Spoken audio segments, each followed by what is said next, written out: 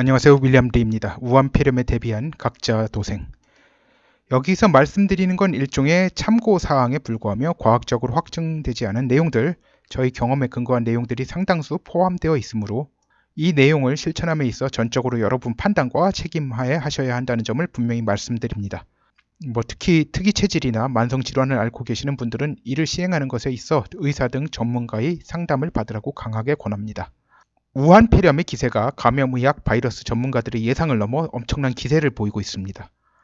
지금으로 봐선 이미 사르스 수준은 넘어선 것으로 보이고 지금 가지고는 100% 판단할 수 없습니다만 20세기 초 1억 명 이상의 생명을 앗아가는 스페인 독감 수준으로 가지 않는다고 단정할 수 없는 상황이 됐습니다. 현재 우한폐렴에 대해서 현대의학의 예방 주사가 없고요. 치료약도 없어요. 그 치료법이라고 한 건 증상을 가라앉혀주는 수준의 대증요법만 있는 상황입니다. 언젠가는 예방주사와 치료약이 나오겠지만 그때까지 모든 것이 불투명한 상황에서 될 대로 되라식으로 하든지 아니면 집 밖으로 나가지 않고 버티든지 이런 식으로 살 수는 없지 않습니까? 그래서 어떻게 해야 우한폐렴에 걸릴 가능성을 최소화하고 걸렸을 때 되도록이면 빠른 회복을 할 수 있는 여러 방도에 대해서 말씀드리겠습니다. 일단 과학적인 검증이 된 어느 정도 된 방법부터 그러니까 처음에 말하는 것일수록 어느 정도 과학적 검증이 된 것들이에요. 첫 번째, 비타민 C, D 그리고 아연을 섭취하는 것을 권합니다.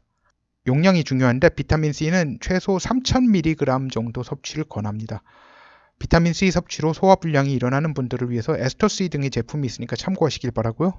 비타민 D는 유행기가 끝날 때까지 이제 성인 5000 IU를 복용하시고 어린이의 경우 최소 1000 IU 정도 복용을 권합니다. 그런데 비타민 D는 수면을 방해할 수 있기 때문에 반드시 아침 식후에 드시는 게 좋습니다. 사실 이 정도는 약간 부족한 양인데요. 누구나 별 부작용 없이 드실 수 있는 양이죠. 이보다 증량하시는 것은 각자가 알아서 하시기 바랍니다. 참고로 논문 나온 거 보면요. 성인의 경우에는 이제 비타민 D의 경우입니다. 하루에 12000 IU씩 장기 복용해도 별 문제 없다는 그런 논문도 있습니다만 아직 학회들에 있어 확정된 내용은 아닙니다.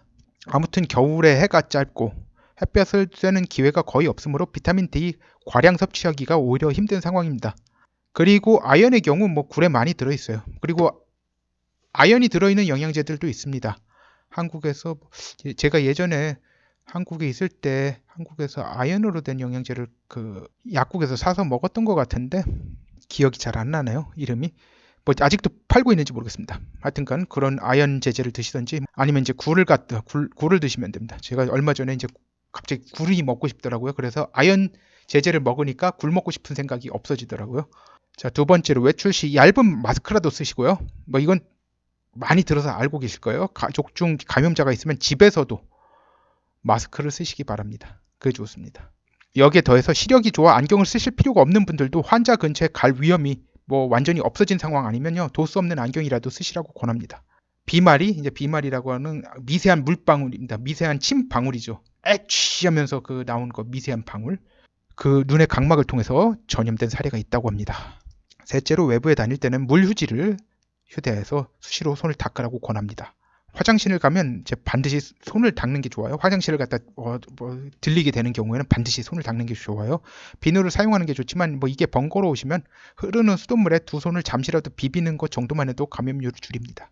손을 닦을 때는 손바닥과 손가락을 중점적으로 닦으시길 바랍니다. 특히 손가락 끝의 세척이 제일 중요하며 손등은 그에 비해서는 덜 중요합니다. 넷째로 유행이 끝날 때까지 의사가 강력히 권하는 경우가 아니면 입원 치료는 피하는 게 좋습니다. 병원에서 전염될 우려가 크죠. 다섯째, 생수 등을 들고 다니며 가급적이면 자주 물을 조금이라도 들이키시는 게 좋습니다. 한 번에 많이 마시는 것도 좋지만 조금씩 자주 마시는 게 더 좋아요. 그리고 밖에서 돌아오면 반드시 목구멍을 가글링해서 닦아내는 것이 좋습니다. 가글링에는 가글링을 위한 제품 그런 것이 필요한 게 아니라 물로라도 하시는 게 좋습니다. 한국말은 목행굼이라고 하죠. 이 정도가 적당하죠. 자, 이렇게요. 이렇게 해서 어르르 하는 거 있잖아요. 그래서 뱉어내는 거요. 여섯 번째, 가래를 잘 관리해야 합니다. 이게 뭐냐면 이제 폐가 지금 굉장히 이거는 전문가가 아닌 사람들이 보더라도 이게 원래 깨끗해야 되잖아요. 깨끗하게 검은색이 되어야 되는데 이 엑스레이 사진을 보면 특별한 지식이 없는 사람도 상황이 뭔지 대강 보이는 거죠.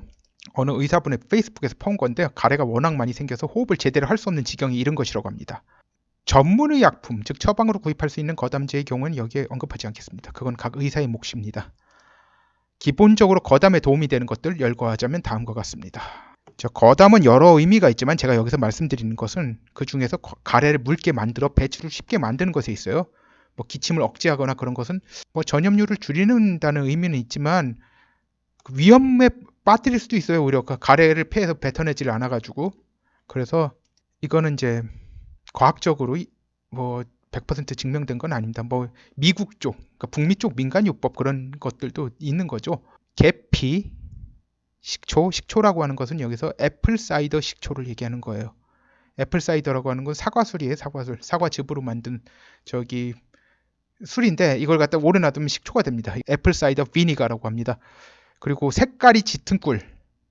이게 캐나다 의사들 중에서는 이제 메밀꿀을 권하는 경우가 있어요.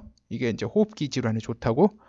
그리고 백리향, 사임이라고 하죠. 회향, 페넬, 팔각, 아니스 등이 있습니다. 팔각은 이제 오향에 들어가는 향신료죠.